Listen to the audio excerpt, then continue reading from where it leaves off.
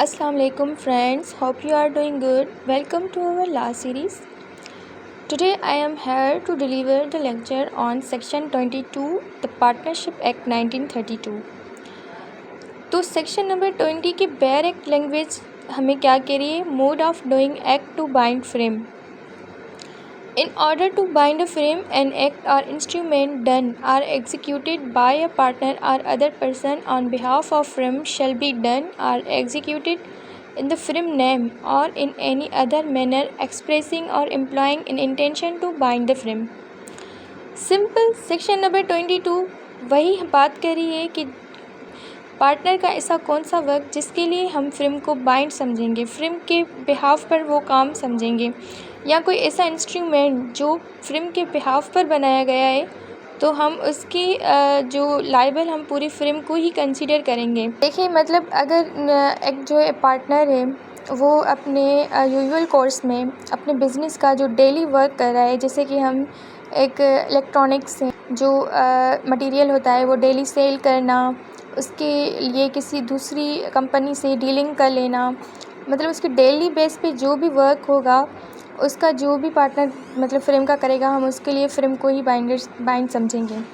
और वो अगर कोई भी फ्रेम के बिहाफ पर अगर कोई एग्रीमेंट साइन करता है, कोई ऐसा इंस्ट्रूमेंट फ्रेम के लिए बना लेता है, फ्रेम के नाम पर बना लेता है, तो इसका हम वो हर एक्ट जो है फ्रेम को ही बाइंड समझेंगे और फ्रेम के बिहाफ पर ही वही वर्क माना जाएगा. इसकी ये जो ना एग्जीक्यूटेड और इसमें एक्सप्रेसिंग और इम्प्लाइंग, मतलब ज़रूरी नहीं है कि वो एक्सप्रेस करे, वो बताए कि मैं ये फ्रेम के बिहाफ पर काम कर रहा हूँ, लेकिन उस फ्रेम की उस कंपनी के डेली बेस पे वो वर्क हो रहा है और होता चला आ रहा है. तो जो भी पार्टनर वो वर्क करेगा आइदर वो एक्सप्रेस करे या इम्प्लाइडली उसकी इंटेंशन बताए कि ये काम जो है फ्रेम के बिहाफ पे किया गया है, तो हम उस फ्रेम को बाइंड ही समझेंगे उस पार्टनर के किसी भी एक्ट के लिए. तो सिंपल सेक्शन नंबर 22 हमें यही बता रहा है. 3 section number 23 effect of admission by a partner. An admission or representation made by a partner concerning the affairs of the firm is evidence against the firm if it is made in the ordinary course of business. Simple section 23 हमें कह रहा है कि कोई भी partner during his business time अगर कुछ भी एक्सेप्ट कर लेता है, एडमिशन का मतलब है किसी को कुछ भी चीज़ जो है एडमिट कर लेना, एक्सेप्ट कर लेना, ठीक है. तो वो अगर बिज़नेस के दौरान उसी फ्रेम के लिए कुछ चीज़ एक्सेप्ट कर लेता है तो हम उसकी जो भी एक्सेप्टेंस जो है वो फ्रेम की एक्सेप्टेंस समझेंगे और उसके लिए वो सारे पार्टनर लायबल होंगे और एक एविडेंस के थ्रू वो काम करेगा.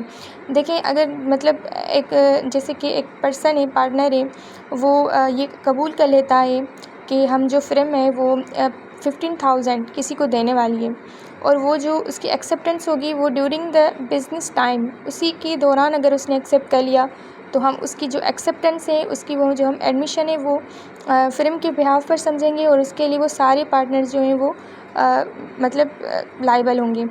अगर वो एक्सेप्टेंस मतलब उस फ्रेम से अलहदा होकर या बाहर जाकर या किसी और टाइम एक्सेप्ट कर लेता है तो हम उसकी वो एक्सेप्टेंस फ्रेम की नहीं समझेंगे बल्कि उसकी पर्सनल समझेंगे और इसके लिए फ्रेम बाइंड नहीं होगी. फ्रेम सिर्फ उसी एक्सेप्टेंस के लिए बाइंड होगी जो वो मतलब उसके टाइम मतलब बिज़नेस के टाइम पे एक्सेप्ट कर ली गई हो, तब वो उसकी एक्सेप्टेंस मानेंगे. सिंपल सेक्शन 23 और 22 मैंने आपको डिफ़ाइन कर लिया.